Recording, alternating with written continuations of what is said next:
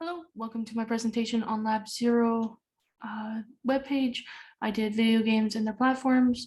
This is the main page. You can scroll down, see everything, hit one of these buttons, go right back to the top, or choose one of the options here and it'll bring you right there. So what is a video game? If we click here, it'll bring us over into what is a video game here. And this is using a basic bootstrap setup with paragraphs, nothing too fancy on this one. Next is where did they come from? This is the history of video games. Here, if you click this, it'll bring you into this page. It shows the history of web pages throughout time. You hit the top, it brings you right back to the top if you missed something, or back to the main page.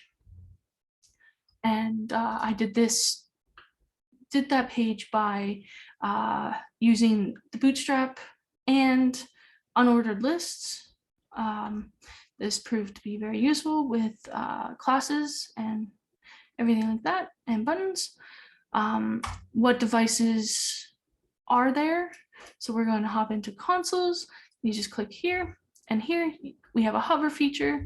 So this is still using the bootstrap, but there's a hover feature with this table where if you're on the Microsoft, it's Microsoft hovers. If you hop over to PlayStation, you can see the difference of colors, and then the difference of colors with Nintendo, and it's all common throughout it. And then we have a brief explanation about PCs. Last is the references. Here you can follow the link from here.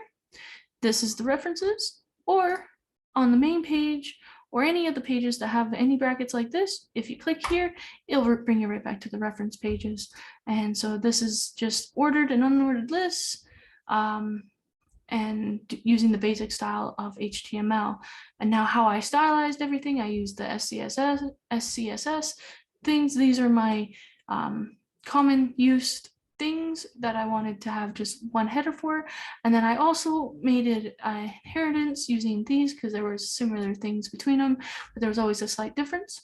So I was able to extend, and then also this is how I created the hover, and this is how I made it available on different devices.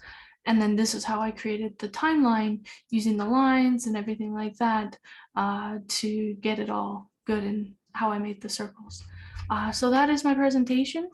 Thank you for taking the time to read it or to come and view it. Thank you.